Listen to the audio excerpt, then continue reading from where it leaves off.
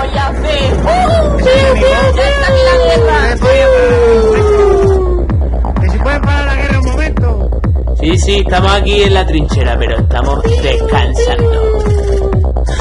En tiempos de guerra, trinchera.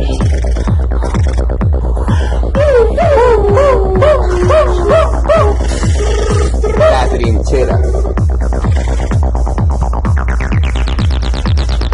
¿Qué pasa? Buenísimos días, aquí estamos otra vez en la trinchera, que no nos oiga el enemigo. Muy buenas.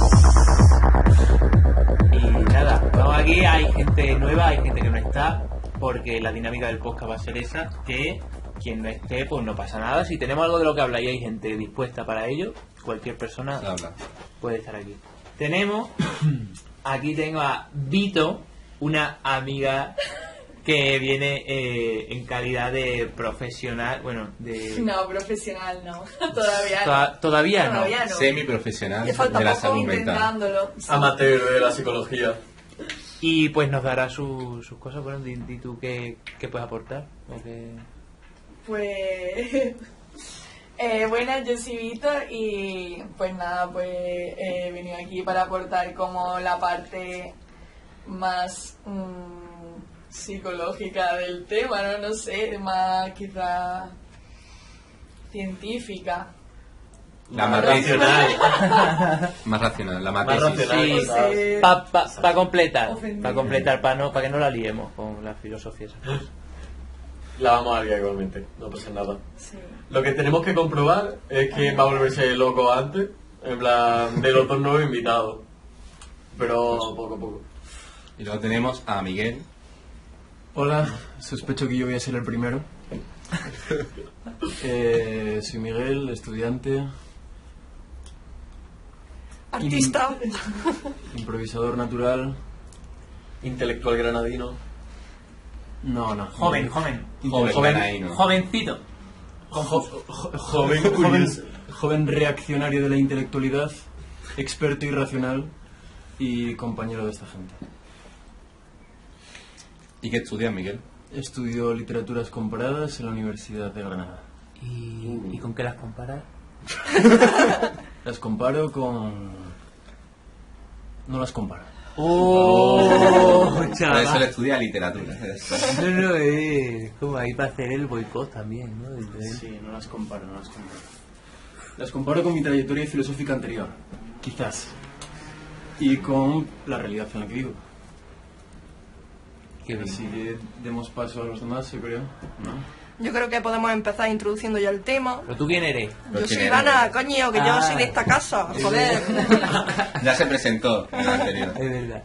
Yo formo parte de este pedazo de equipo.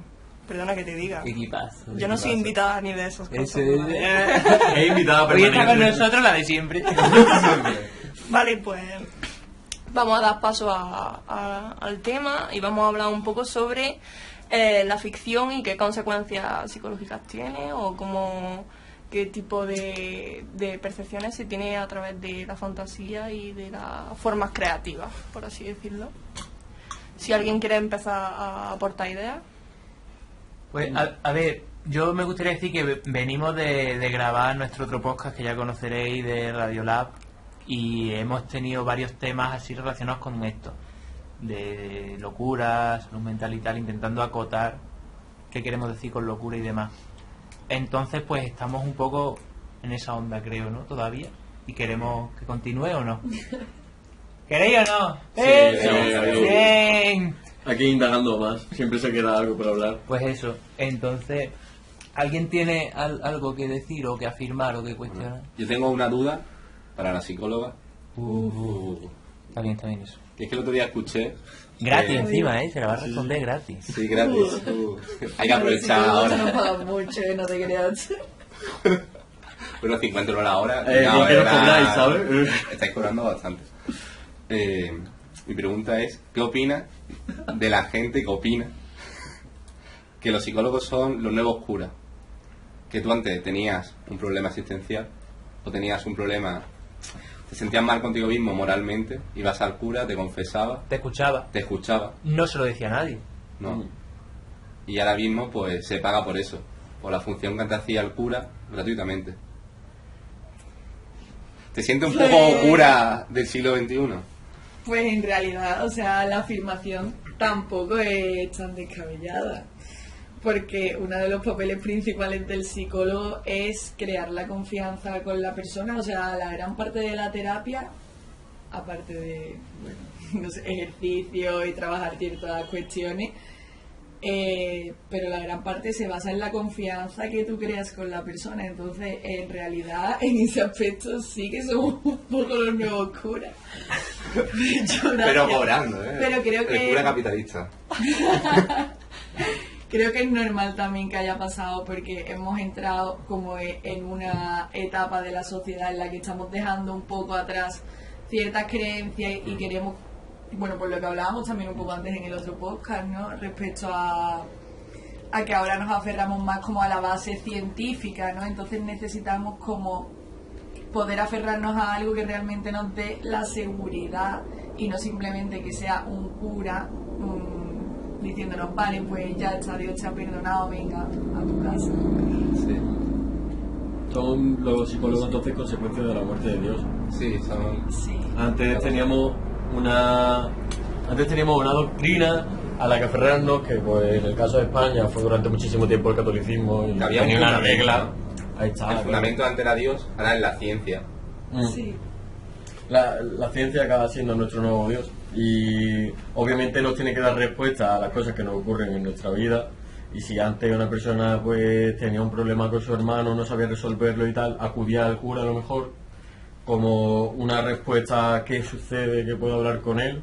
El cura a lo mejor le decía, pues deberíais los dos rezar a Dios, al Señor en busca de la respuesta, o le daba una respuesta tal cual según los pasajes que a lo mejor tuvo Jesús durante su vida, o otro razonamiento, y a partir de ahí, de esa problemática que va a seguir existiendo, empezaron a hacer la psicología como una respuesta alternativa para aquellas personas cuya creencia no respondía a estas cuestiones o habían dejado de creer. Y justo eso también es curioso, como la enfermedad mental empezó a aparecer en Europa justo cuando se dio la pérdida de fe en Europa, que eso mismo lo dice Jung, que los primeros locos o los primeros esquizofrénicos fueron aquellas personas que perdieron la fe. Claro. Esto lo afirma en plan Jung así, que vivió esa época. Entonces también pues me daba, no sé, curiosidad, cómo Bueno, el yo- psicólogo está ahora mismo sustituyendo la función del cura, entre comillas. Yo creo que respecto a eso hay como dos cosas quizá que puntualizar y una de ellas es que se veía en aquel entonces como la locura.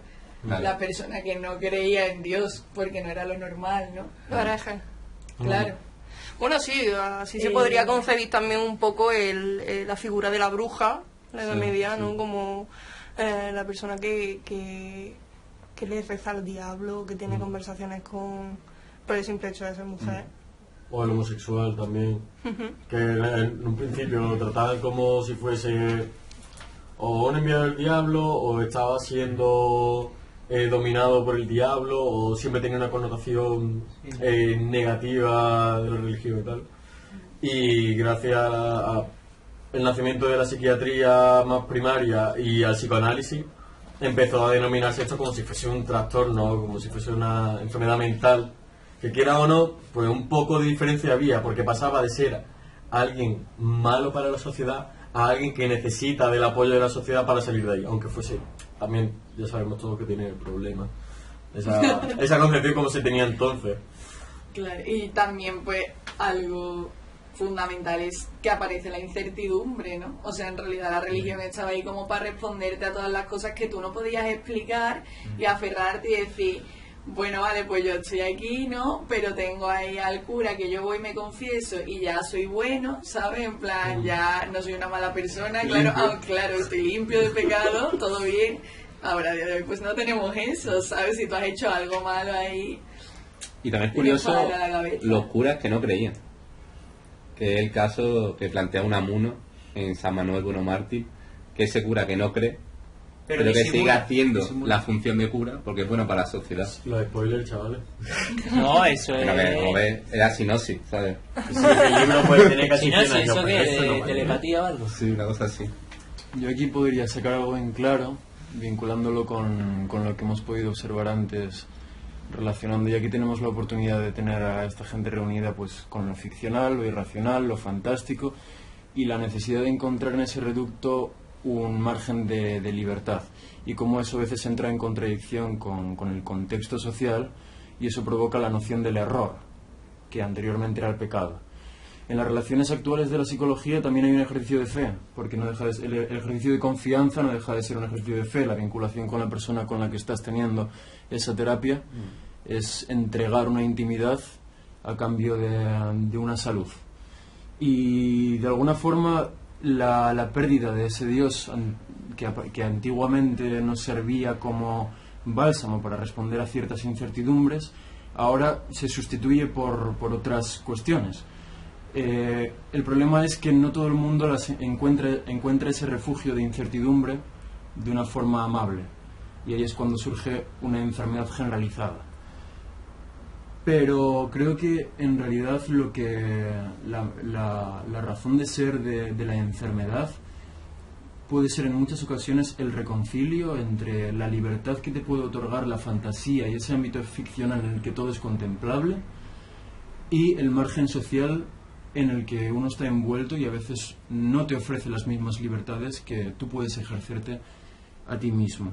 Y esa relación con el concepto del error, que el error en realidad, el error de la persona, se ejemplifica como la generalidad mayormente tratada como la locura. Yo vería eso. Volvemos a la locura. Siempre volvemos a la locura. Es que me mola mucho porque estamos dando vueltas alrededor de una movida muy actual y muy del siglo XX, del siglo XXI, que no hace falta saber mucho de todas estas cosas que estamos hablando, que tampoco estoy defendiendo hablar sin tener ni idea, al menos hay que partir de una experiencia, pero que no hace falta saber mucho de esto para simplemente preguntarte, oye, ¿qué pasa? Que todo este tipo de trastornos, todo este tipo de cosas que ahora estamos viviendo, antes no existían. O sea, en plan, cuando ya hablas de la muerte de Dios, final del siglo XIX, Nietzsche dice, Dios ha muerto, pero a mí me parece más importante lo que sigue, que es, y no estamos preparados para decirlo. En plan, no estamos preparados para asumir la muerte de Dios.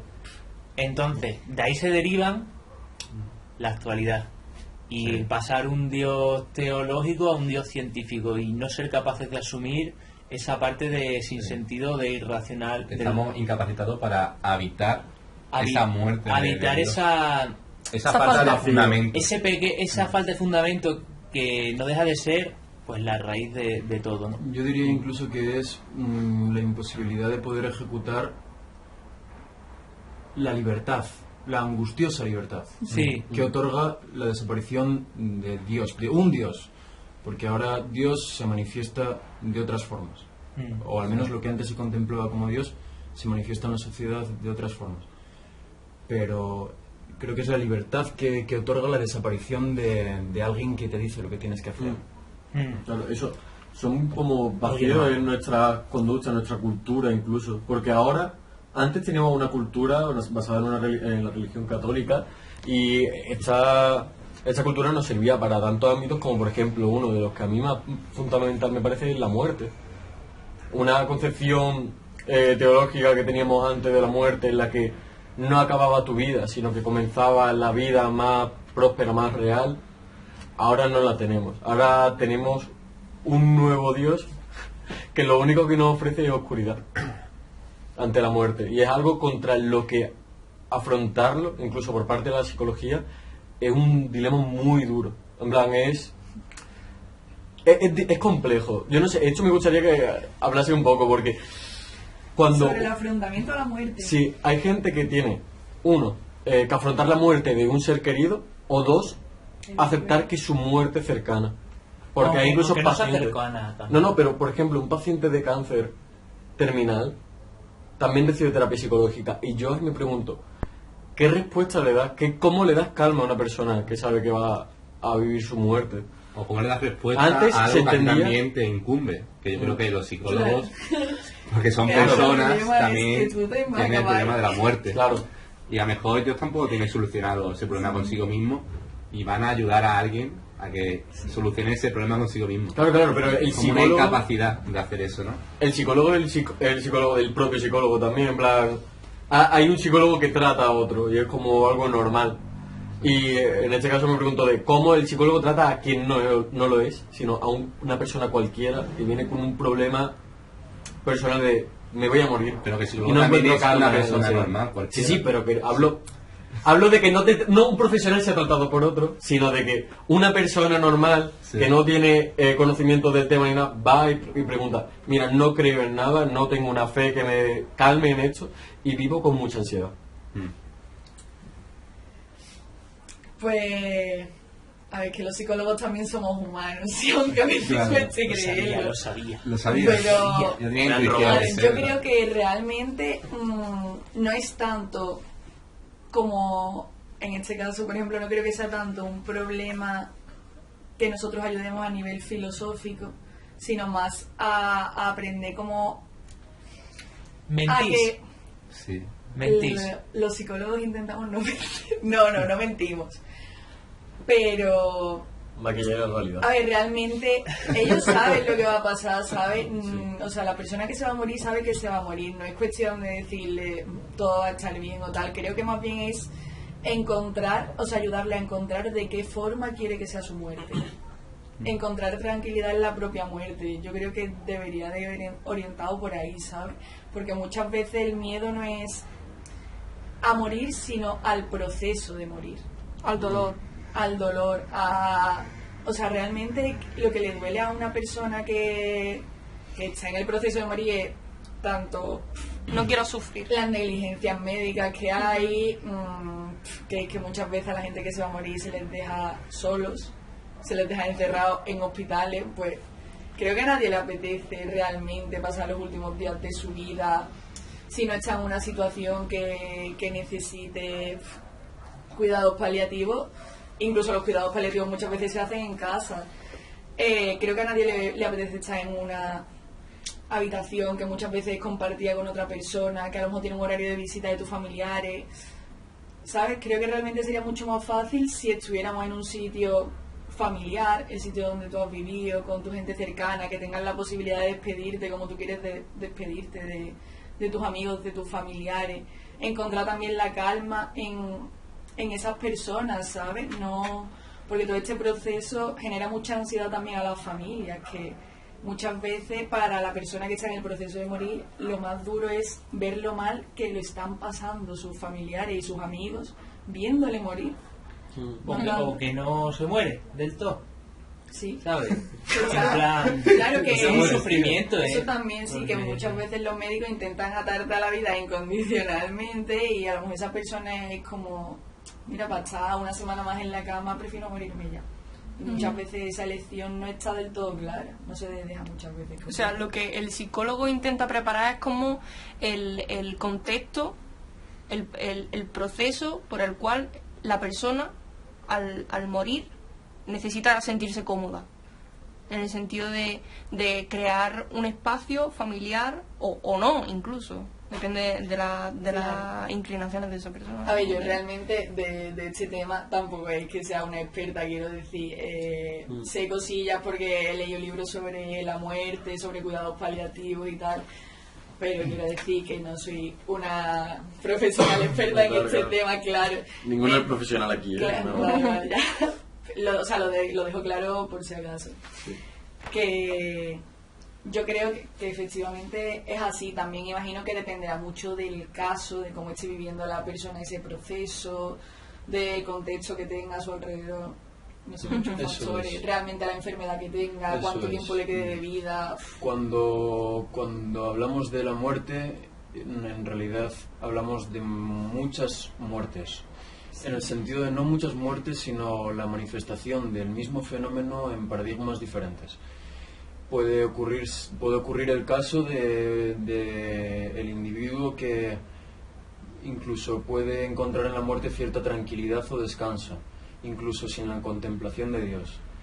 Puede ocurrir el caso de quien se aferra a la vida y ve en la muerte algo angustioso porque no tiene la oportunidad de seguir una especie de proyecto, entendiendo la palabra proyecto con la máxima amplitud posible. Entonces, cuando se habla del proceso de muerte, se tiene que individualizar un poco cuál es el síntoma, el padecer en concreto. Porque si no se cae en una teorización abstracta que hace daño a ese testimonio concreto de la persona que pierde la vida. Creo que son situaciones muy diferentes. La situación del anciano que ya durante su última década va preparándose para morir y se va despidiendo del mundo, y creo que tiene un componente muy ligado con el concepto del ego, del apego y del hecho de sentirte cómodo con perder, con la noción de perder, y perderse a uno mismo tanto como perder al mundo en el que se habita. Sí. Yo creo que es muy relevante lo del ego, que lo hayas dicho, porque en ese sentido en la vida morimos mucho y constantemente, y mi pregunta es, ¿no somos capaces de ir perdiendo cosas del ego, ir muriéndonos? Porque eso, hay varias maneras de gestionarlo. Una es matar a tu ego, ¿no? Coge y eso, pues ahora creo que hay mucho escrito de eso, y te vas desligando, vas asumiendo que tú no eres lo que tienes, no eres la gente con la que te relacionas y tal. Y entonces empiezas a matar a tu ego y empiezas a asumir que el pasado no existe, etcétera. Pero la cosa es, no podemos amar a nuestro ego y que no nos importe que se destruya, que igual es una contradicción, pero sería lo virtuoso, ¿no? Vivir intensamente o vivir tranquilamente y luego pues que se joda todo. Una pequeña acotación, haciendo una referencia a nuestro compañero Jodorowsky, y quiero decir una aseveración que él decía: el ego no hay que matarlo, hay que tratarlo como un perro al que paseas con cariño. Ni él te tira ni tú le tiras a él, pero sabes qué lugar ocupa cada uno. Eso es. Yo, justo a lo que han dicho de la muerte en vida, creo que la diferencia fundamental de la muerte en vida y la muerte como muerte en sí es que la muerte en vida del ego conlleva luego un renacimiento. Durante nuestra vida morimos muchas veces y renacemos muchas veces. Te desliga de cosas del pasado, pero a la vez adquieres cosas del presente, y creo que la diferencia fundamental entre esa muerte es que hay una continuidad y hay una esperanza de adquirir nuevos valores, un nuevo ego o una transformación del ego. En el caso de la muerte es diferente, porque no hay ninguna continuidad. Sabes que ese ego que has vivido va a ser el último ego que has vivido y que no va a haber más, y que ese ego y los demás egos que has vivido son los que van a quedar en la memoria de la gente. Cuando mueres en vida, ese ego, que no es una muerte en sí, física, sino que una muerte metafórica, sabes que puedes volver a renacer y otorgar otro ego a las demás personas, y que hay una continuidad. Y creo que en la muerte no hay ningún tipo de continuidad, sino que finalizas ya. Entonces es diferente ese tratamiento que tienes con tu pasado, porque no puedes transformar ese pasado, sino ya ha sido. Ya. No sé si me he explicado bien, pero Sí. A ver, habría que concretar un poco en qué consiste esto de morir y de renacer, ¿no? Sí, en el hombre. sentido de que yo por ejemplo lo veo en el sentido de ir eliminando ciertas creencias como un proceso evolutivo. sí, claro, es una evolución, no es una muerte per se, sino que es No con un aspecto metáfora, positivo, claro. no con un aspecto positivo, porque realmente No, claro. la evolución no tiene un fin en sí mismo, por así decirlo. Sí, yo me refiero más como un proceso, no es nada positivo ni nada negativo, O sea, no es tiene como ningún valor en sí. Es como una crítica realmente a una identidad fija, claro. preestablecida, de decir yo soy así, me comporto así porque tengo una esencia y porque no puedo cambiarla, por así decirlo. Claro, a mí eso me parece absurdo. La muerte en vida sería como ver tu propia identidad como un proceso. Claro, es que muerte en vida suena como muy fuerte ese concepto, pero es la única manera que tengo como de referirme a eso. Pues no es una muerte porque no hay una finalización de nada, sino solamente una evolución o un proceso, una transformación. Y a lo de muerte me refiero a esa pérdida, en ese proceso, en esa adquisición de nuevos valores, nuevas creencias, nuevas relaciones y nuevas formas de relacionarte tú con tu entorno, que al final es o vivir, ¿no? E ir en un proceso continuo, sin ningún tipo de finalidad concreta. Esa dialéctica a veces se personaliza y se ve muy invadida de afectos humanos, el hecho de darle la connotación de muerte. Claro. Pero si lo vemos desde una óptica más macro, no deja de ser la misma dialéctica causa-efecto. O sea, renacer, morir, morir, renacer. Y con respecto a lo que decías de las creencias, de esa tarea de lidiar con la creencia para ir suavizando al ego, esa fórmula no deja de ser la búsqueda del efecto, no de la causa. La creencia es una muestra del efecto. Igual, para responder con mayor certeza y con mayor finura a la muerte, sería más interesante buscar la causa de la muerte para un renacer más próspero. Porque si no se contempla la causa de la muerte, se entra en el círculo. El círculo de nacer, o sea, de morir y renacer, pero en el mismo renacer y en el mismo morir. Claro. Como que no se acaba un proceso, sino como un bucle o un ciclo. No hay evolución, No hay evolución. movimiento. Bueno, hay movimiento, pero en sí. Sí, todo el claro. rato. Sobre sí mismo. Sí. Vale. Y luego también a mí me parece curioso referirnos al ego, porque yo tampoco tengo una definición clara de lo que es el ego en sí. Eso no. Yo, respecto a esa duda, también quería preguntarle a Miguel sobre la cita de Jodorowsky, que al final dices que es una relación en la que tanto el perro, que es tu ego, como tú estáis cada uno en su sitio, ¿no? Entonces, ¿quién eres tú? ¿Sabes? ¿Quién es ese tú? Ese perro. ¿Quién es el yo? Bueno, si el ¿Quién lleva perro, allí en si la tenemos correa? en cuenta que el perro es el ego, La persona. ¿quién es ese yo, no? Igual la libertad tiene algo de irracionalidad en todo esto, ¿no? El hecho de... Sí. Desde una opinión propia, Sí, sí. sin verlo desde una forma, ¿sabes?, taxativa, pienso que la irracionalidad invade todo el asunto.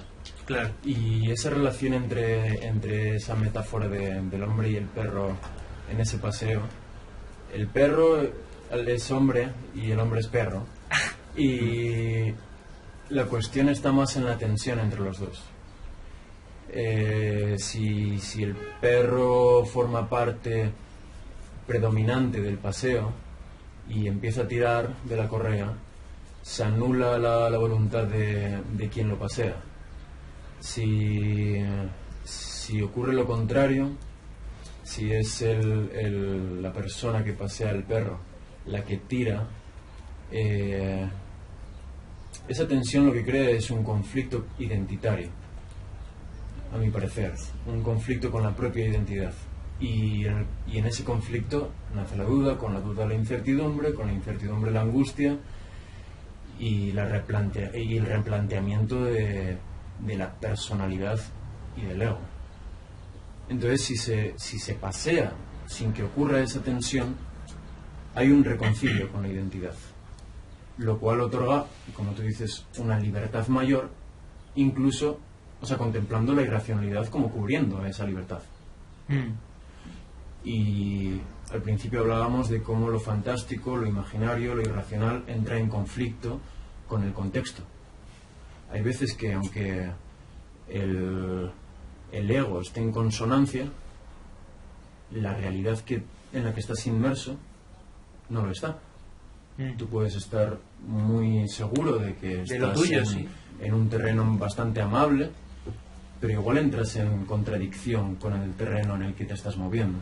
Y ahí no es tanto la tensión que estableces con el perro, sino la tensión que estableces con la calle.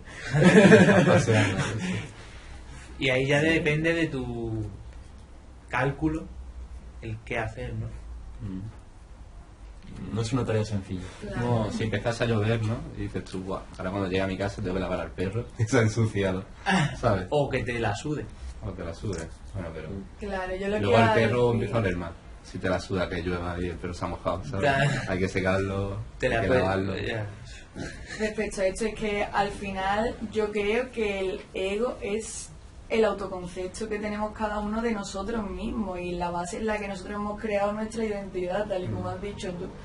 Entonces al final es un problema de identidad, o sea, el hecho de decir, la persona que tiene mucho ego es porque ensalza mucho su identidad, ¿sabes? Como que necesita todo el rato estar reafirmando quién es. Y en el momento en el que alguien le daña su ego, realmente lo que está dañándole es la base de su identidad, por eso...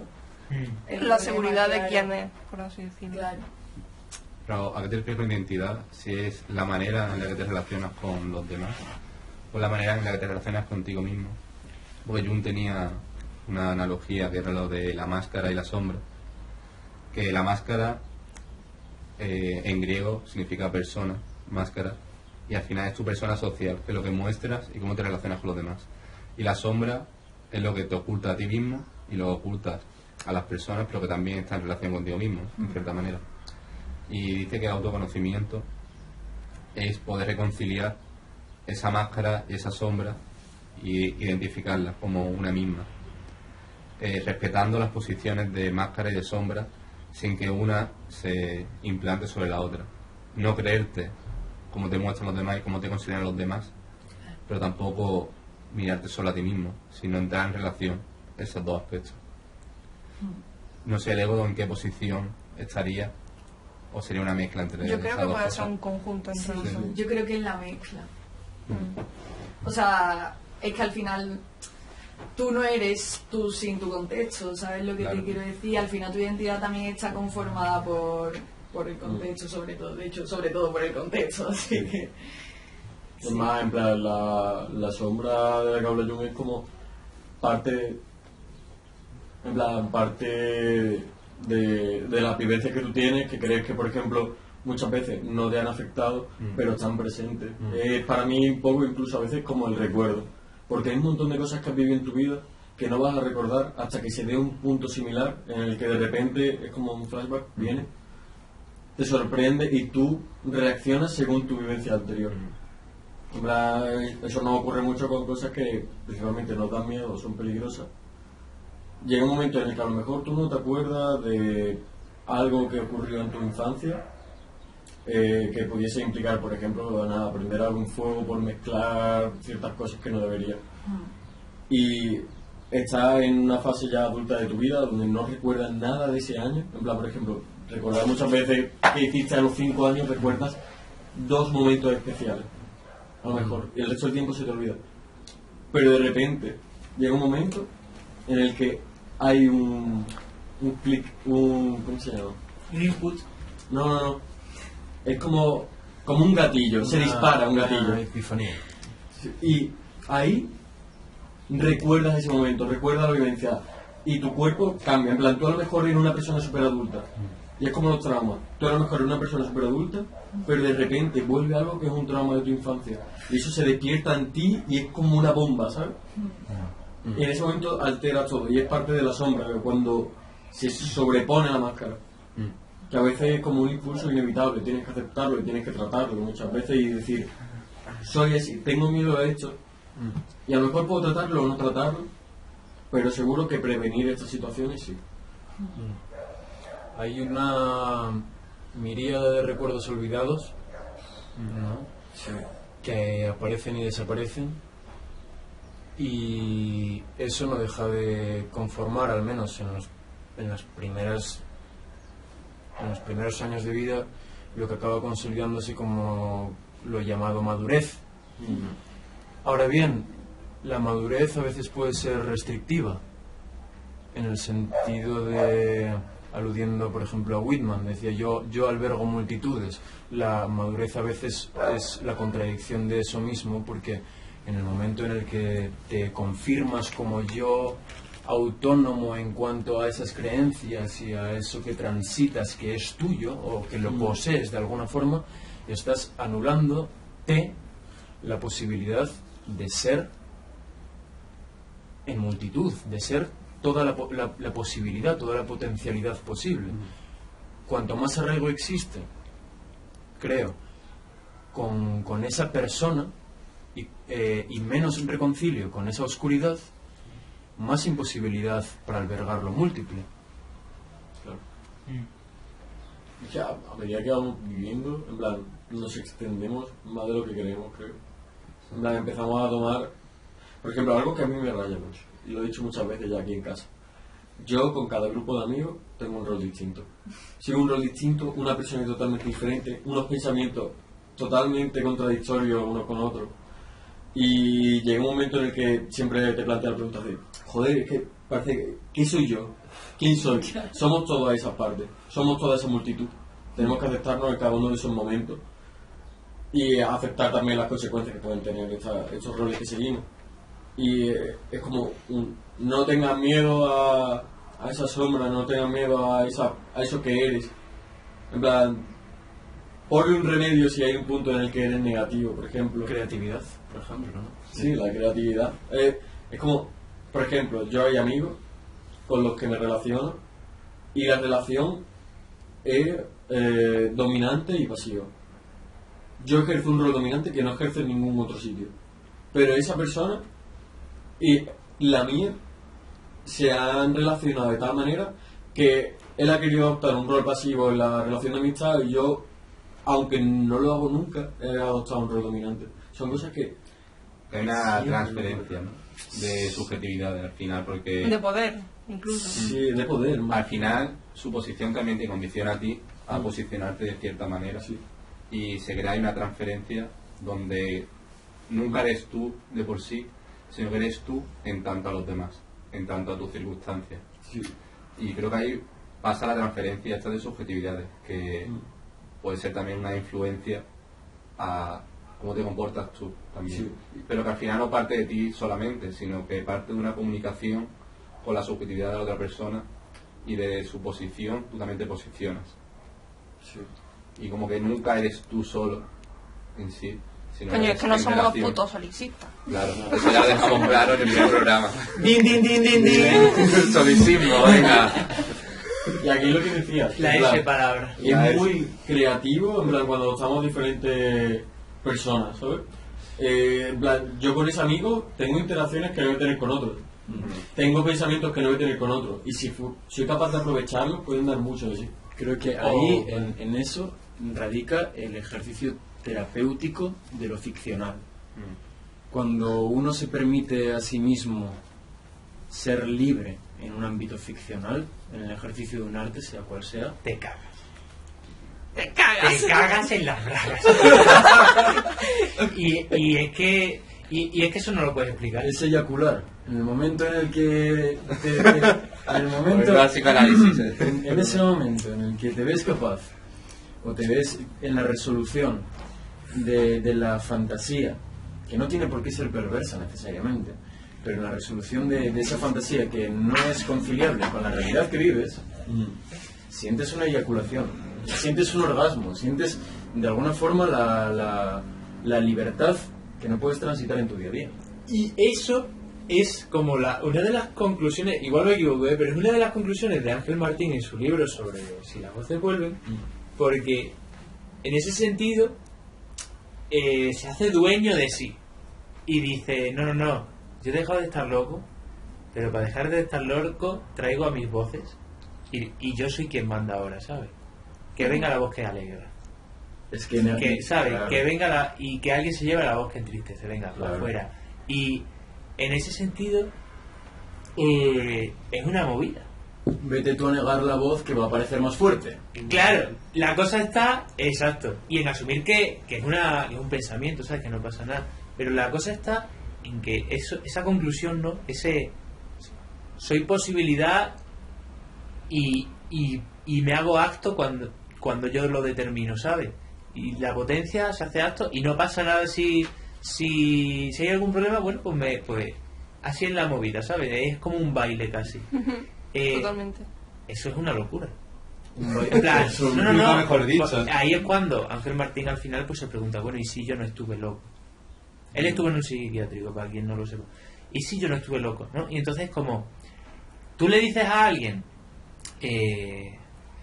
pues eso, llega a ser el que eres, ¿no? En plan, créate a ti mismo. Tú no eres tú eres posibilidad. Sí, todo muy happy flower, Nietzsche, lo que quieras, ¿no? Pero en plan Muy en serio, Spinoza, ¿sabes? todo lo que tú muy quieras. guay. Pero o le metes un poquito de asunción, de irracionalidad, de no rechazar, o sea, es una honestidad muy tocha, ¿sabes? Es una honestidad de decir, voy a vivir como si estuviera nadando. Eso ¿sabes? es. Mira, antes dijiste una palabra muy bonita y hiciste como una especie de analogía con el baile. No era como una especie de gestión del baile. La gestión del baile no deja de ser una gestión del control. Y en el momento en el que mientras bailas eres consciente de que estás bailando, dejas de bailar. Cuando albergas la posibilidad absoluta, de nuevo nos reencontramos con la incertidumbre. Ejercicio de control. ¿Cuál de las posibilidades es la correcta? Ese es el control sobre lo múltiple, sobre lo infinito casi. Y Baila. ya está, ¿sabes? Es que Asume tus contradicciones, pero, al fin y al cabo, claro, ¿no? y no puedes construir el baile desde un análisis del baile.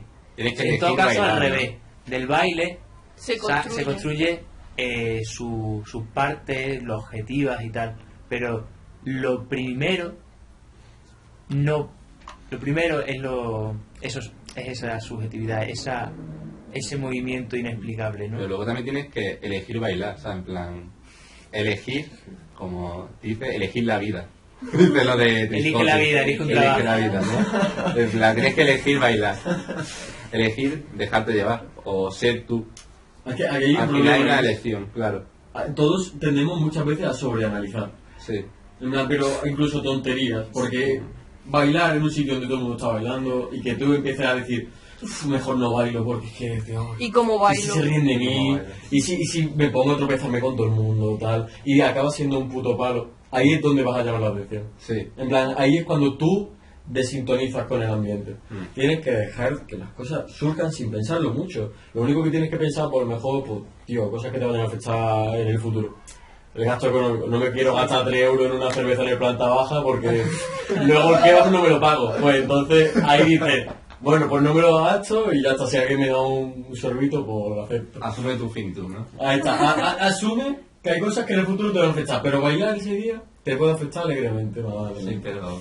Sí, Creo que tampoco puedes disfruta. saber lo que te va a afectar o no sabes. En Ya. plan, muchas veces hacemos cosas que creemos que no nos afectan y nos afectan. Porque- En plan, mencionando a Ortega, que hace otra analogía muy buena sobre Adoro. Dios y el hombre, que dice que el hombre, igual que Dios, es una causa así, causa de sí mismo. Porque cuando eres persona, pues tú al final te haces a ti mismo siendo tu propia causa, igual que Dios. Pero el problema viene en que Dios es omnipotente y es causa de sí sabiendo lo que va a ser. Y omnisciente. Y omnisciente. Es causa de sí sabiendo lo que va a ser. Y el hombre es causa de sí sin saber lo que es ni lo que va a ser. Entonces, Qué buenísimo. dice que la labor del hombre Es más difícil. es mucho más difícil que la labor de Dios, que tiene mucha más virtud. Que ser Dios es muy fácil, pero ser hombre es verdaderamente lo difícil. Es ser causa de sí sin saber lo que va a hacer. Sí. Porque, claro, entra un murciélago en la habitación. En esta habitación. Entra un murciélago en esta habitación, empieza a revolotear por el techo y se cuela de forma insólita por una lámpara. Sí. Pero en realidad no sabes si se ha colado o no porque no lo has visto. Solo sabes que no ha vuelto a aparecer. Claro. No lo hemos visto salir. Tampoco lo he hecho salir. no lo has visto salir, simplemente ha desaparecido, pero no puedes concebir la desaparición. Claro, Dios sí. Dios sí puede concebirlo. Dios sí puede concebir la desaparición. Concíliate tú, concíliate tú con el hecho de que el murciélago se haya colado por la lámpara, pero que no haya ninguna Al explicación. final es, concíliate tú con tu finitud, ¿sabes? En plan, Ahí, porque cuando te crees cuántico. finito, pues es mucho más fácil cuando sabes que eres finito y no infinito. Al fin y al cabo, un reconcilio con la incertidumbre. Y con la impotencia que eres. Sí. Ya lo podemos saber todo, chavales. Hay muchos saltos de fe en nuestra vida, ¿eh? Sí. Y este es Sí, uno. totalmente. Me vaya a perdonar, pero quiero hacer una pregunta. Hay, de todo esto que hemos estado hablando, sobre todo el final, ¿no? De el dejarte ser, el bailar, el poder estar en un sitio y no como estar fuera, ¿no? Estás en un salón hablando, pero no eres capaz ni de hablar porque te cohíbe, te analizas a ti mismo lo que vas a decir, lo que pueden pensar. No sé, la actualidad está llena de eso y yo creo que todos lo hemos vivido en mayor o menor medida. La movida está. Alguien que nos esté escuchando y diga, guau, yo quiero bailar. Seguro que pensará una pregunta, y me vaya a perdonar que la haga, que es, bueno, pero ¿cómo bailo? En plan, ¿por dónde empiezo, no? No sé, y no sé si queréis dar algún tipo de pista. Yo voy a intentar decir algo, Sí. aunque bueno, me voy a perdonar porque es como, ya estás ahí otra vez intentando hablar de lo que no puedes decir nada, ¿no? El mundo, yo me asomé a la ventana aquí en el salón y tuve como un pensamiento curioso. Era eso de que el mundo no depende de ti, ¿sabes? Porque muchas veces pensamos que sí. No, tú piensas, sí, yo si voy a tal sitio desayunaré, y si me voy con tal persona estaré con ella y hablaré de tal, y pasará, ¿sabes? Como hay cierta...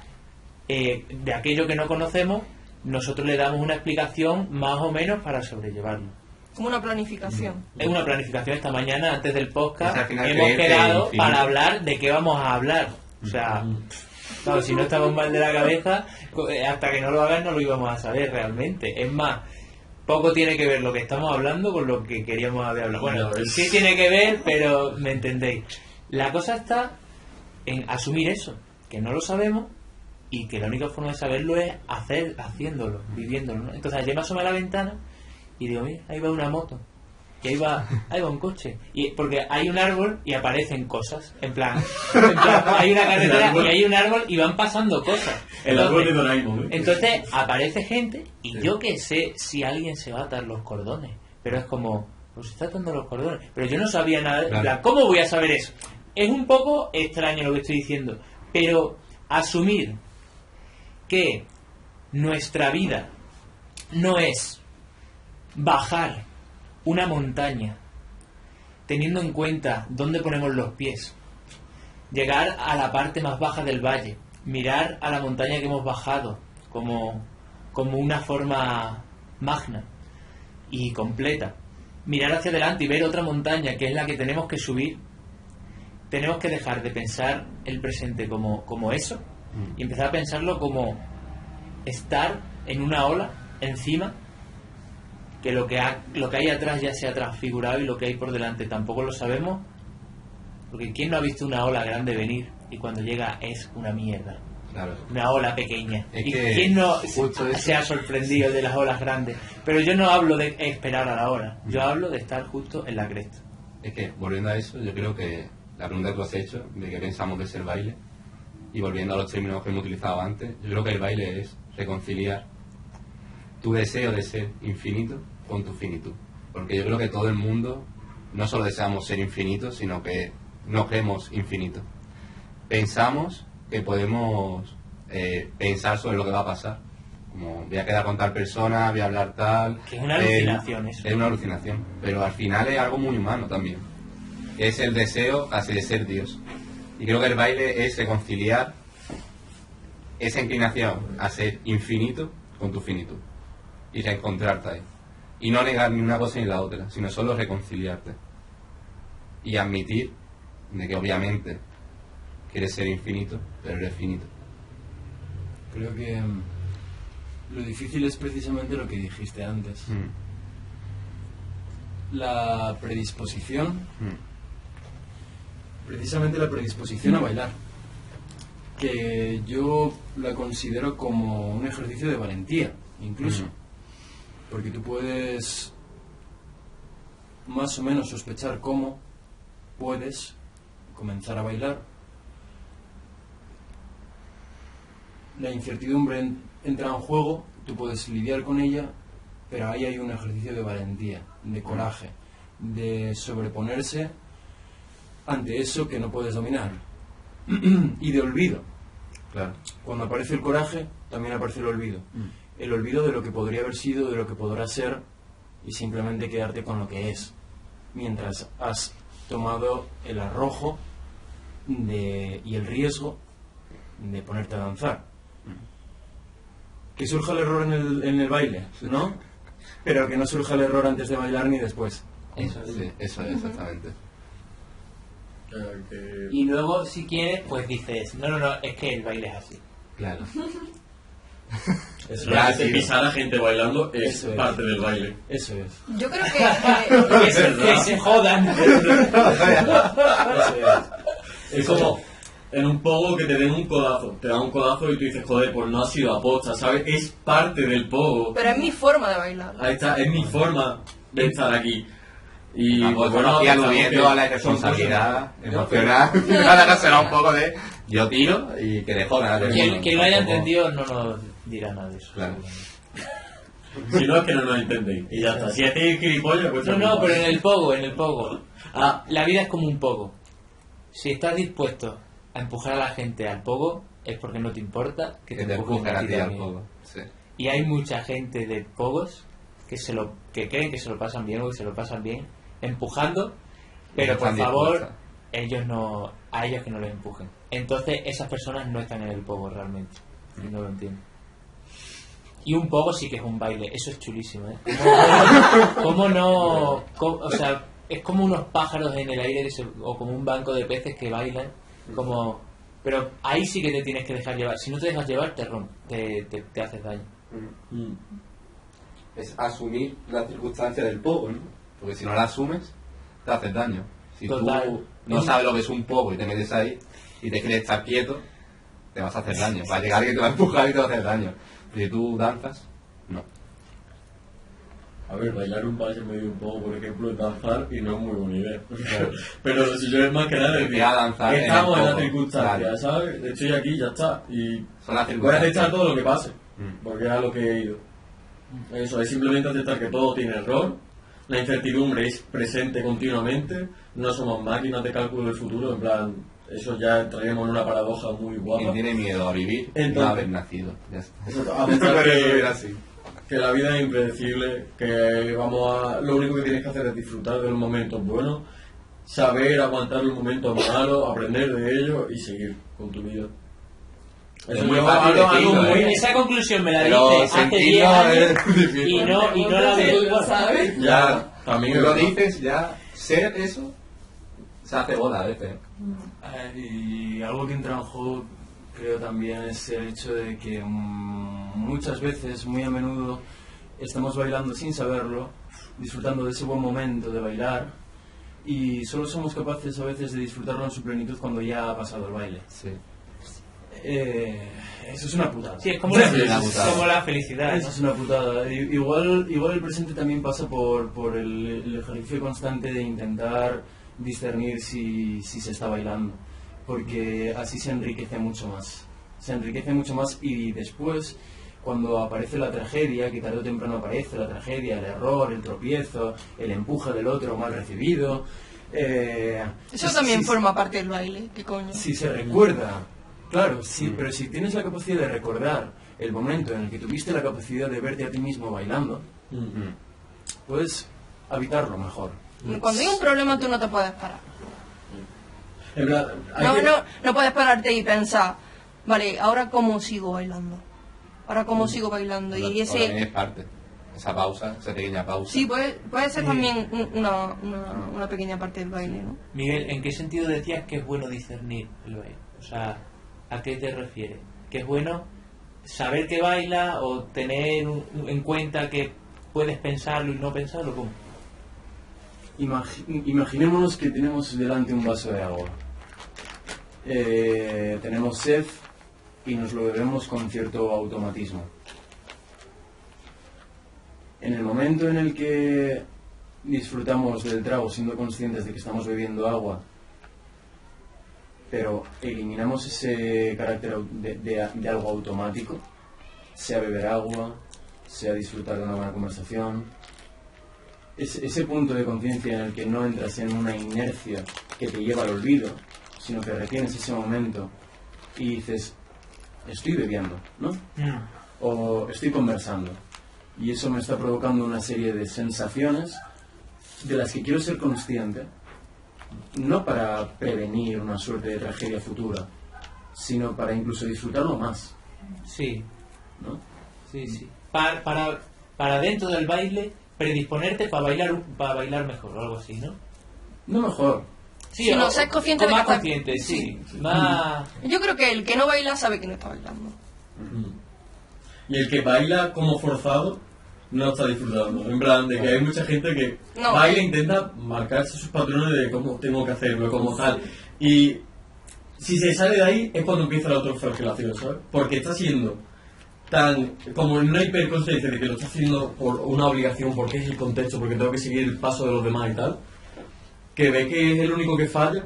Y en plan, es porque es el único que se da cuenta de que está fallando. Pues Porque el eso también- resto está haciendo las cosas y ya está. Y no se están preocupando de eso. Porque eso Si también te hubieran es- preocupado, se tampoco estarían bailando. Pero porque eso también es un cálculo del propio Ahí baile. está. Por lo tanto, también es una parálisis del baile.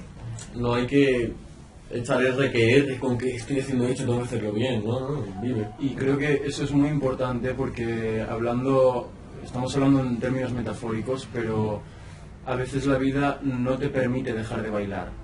La verdad. Y a veces no sabes cómo bailar, pero tienes que seguir bailando. Ahí nace un poco igual el deseo de lo estático cuando estás en medio del frenesí y el deseo del frenesí cuando estás en medio de lo estático. Sí. Porque el tiempo no para. Claro, eso es como, tú puedes estar queriendo estar quieto, pero por lo que me refería antes de que el mundo de fuera no depende de ti, pues igual de repente te llaman al teléfono y es como, no, sí, tú no quieres bailar, pero ahí tienes una señal de que al mundo se la suda. Y en ese sentido yo creo que Granada es súper chula en temas de planes, un plan con otro plan, o conoces a alguien que conoce a otra persona, plan, no sé, a mí eso me parece chulo, ¿sabes? Como vivir eso, dejándote llevar, calculando lo justito, como tú decías, para mañana pues saber más o menos dónde vas a dormir, dónde vas a comer y tal, tener tiempo para estudiar, pero también eso, ¿no? De aprovechar, ¿no? Ese momento en el que te proponen un plan y tienes que barajar y decir, bueno, no sé a qué hora llegaré a casa, pero me ha surgido esto. Y ya está, no puedes ir si quieres estar en tu casa, ¿sabes? ¿Sabes? Si vas a por todo. Realmente. Que si eliges hacer una cosa que al final no se reduce a los deseos de los demás, sino que igual te somete a una responsabilidad, que en esa responsabilidad sigas bailando, ¿no? En el sentido de si haces algo, hazlo de verdad, haz esa cosa, pero no intentes salir de ese acto a través del pensamiento de si hubiese hecho otra cosa estaría mejor.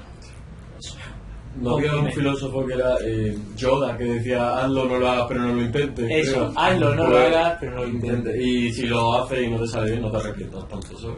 Ya Ya está. está. Con Kime. ¿Conocéis el Kime? ¿No? En el karate Shotokan, el Kime es esa fuerza de decisión y de libertad que articula lo contingente y lo necesario en un movimiento concreto, y se suele expresar mediante pues un golpe al aire en un kata y un grito. ¿Qué hay? Y siempre, claro, tú le puedes decir con fuerza. Bueno, no es con fuerza porque fuerza es más muscular, con energía. Bueno, sí, pero energía ¿en qué sentido? Y la energía puede estar ampliándose en un tiempo continuado, y el Quimé es ese momento de concentrar ahí toda tu energía. Y en ese sentido puede parecer muy arbitrario este concepto, pero Pilar Benito Laya, una gran estudiosa de Spinoza, relaciona la filosofía de Spinoza con el Quimé en tanto a aprovechar en el movimiento tus circunstancias para encauzar la energía a lo que tú quieras. Como un focalizador. Un focalizador te llega un golpe y tú con Quimé y con decisión sabes lo que quieres hacer con él, una energía, ¿no? En ese sentido. Así como administrar, ¿no? Pues sí, pero con decisión, es como Yoda también. Ahí va. Pues bueno. Que los psicólogos de eso, ¿De qué? ¿De qué de todas las cosas? ¿Sabes? En plan, que sea psicóloga no quita que más o menos nos estemos que sea entendiendo. persona y pueda Sí, pensar. Me ha volado en plan, explica un poco cuando has dicho, bueno, que estamos hablando en lenguaje metafórico, y yo, es verdad, ¿sabes? En plan, estamos hablando en lenguaje metafórico, que viene aquí, yo qué sé, espero que quienes nos escuchen puedan relajarse y no darle tantas vueltas a las cosas y simplemente dejarse llevar por sus pensamientos, por lo que escuche, ya está, ¿sabes? Tampoco hay que darle más vueltas. Pero alguien que no eso, el baile, ¿sabes? ¿Cómo le dices esto a alguien, el baile? Y que estemos aquí 6 personas entendiéndonos de que la vida es un baile. Así, no sé, me parece... Yo no lo entiendo. Pero estamos de acuerdo, creo. Sí, pues yo creo que hay ámbitos como que no se puede hablar si no es de forma metafórica, a través de los símbolos. Sí, la metáfora es que acorta, ¿sabes? Porque podríamos cambiar de tema totalmente, decir, es que esto en el trabajo te pasa, en la escuela te pasa, claro, con tu familia te pasa. ¿Por qué no lo dejamos en que el baile es el contexto metafísico, metafórico de todo lo que queremos englobar, y a partir de aquí cada uno podéis dar una interpretación que queráis, pero es como más que nada un manual de vida. El bailar es un actuar. Exacto. Un actuar en la realidad, ¿no? Como un vivir, que yo, un un vivir. sentir más que actuar, en plan, es estar. Bueno, chicos, yo tengo que hacer un pequeño inciso, que me han proponido ir a tomar algo al Granada Hotel Center, así que voy a... ¿Cómo? Proponido. No es propuesto. ¡Agárrame esto! ¡Ay! ¡Otra! Pero haberlo dejado que a ellos, coño. Pero poderme ir cortando ya, en verdad. Quería decir muchas gracias por otorgarme la posibilidad de tener este tipo de conversaciones, más allá de poder vincularlo a una plataforma y que se pueda compartir en algún momento. Creo que es un placer tener pues un espacio dirigido a que nos guíe una conversación a través de todos nosotros y que podamos cada uno poner nuestro granito a través de nuestra óptica. Cada uno tiene su visión y es muy valiosa, así que es un placer, de verdad. Estás totalmente bienvenido, ha sido un placer tenerte y esperamos verte de nuevo por aquí pronto. La verdad. Escucharte de nuevo también. Exacto, escucharte. Muchas gracias. Pues nada, chicos, yo comparto la visión de Miguel, ¿no? Y nada, que muchas gracias, ha sido muy enriquecedor. Y ya está, que nos vemos prontito por aquí. Por el salón. De la trinchera. Y con esto nos despedimos y muchas gracias a todos y a nuestros colaboradores. ¡Ole! ¡Ole!